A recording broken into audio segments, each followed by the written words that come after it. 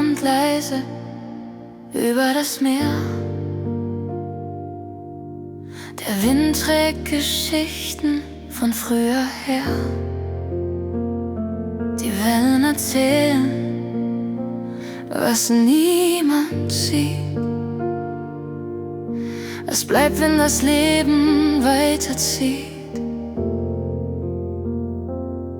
Ich geh am Deich entlang, ganz für mich allein. Spür Salz auf der Haut, lass die Gedanken frei. Und irgendwo zwischen Himmel und Zeit weiß ich, das Meer ist noch immer bereit.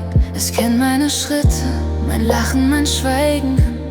Hat mir beigebracht, nicht alles zu zeigen.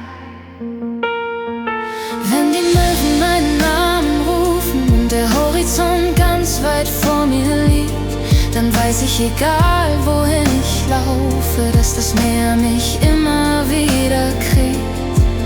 Wenn die Möwen meinen Namen rufen und der Wind mir alte Lieder bringt, dann bin ich zu Hause, ganz ohne Fragen, weil mein Herz hier weiter singt.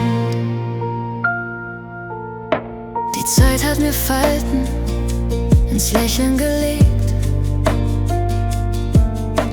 und manches kam anders, als man es versteht. Doch das Meer war da, still und klar, hat mir zugehört, Jahr für Jahr. Ich hab gelernt, loszulassen im Wind, zu sein, wer ich bin, nicht wer man erfindet. Und wenn alles laut wird, komm ich zurück an diesen Ort zwischen Ruhe und Glück. Die Gezeiten nehmen, die Gezeiten geben, und irgendwo dazwischen liegt mein Leben. Wenn die Möwen meinen Namen rufen und der Horizont ganz weit vor mir liegt, dann weiß ich, egal wohin ich laufe, dass das Meer mich immer wieder kriegt. Wenn die Möwen meinen Namen rufen und der Wind mir alte Lieder bringt, dann bin ich zu Hause, ganz ohne Fragen, weil mein Herz hier weiter singt. Kein Applaus, kein großes Wort, nur das Meer an diesem Ort.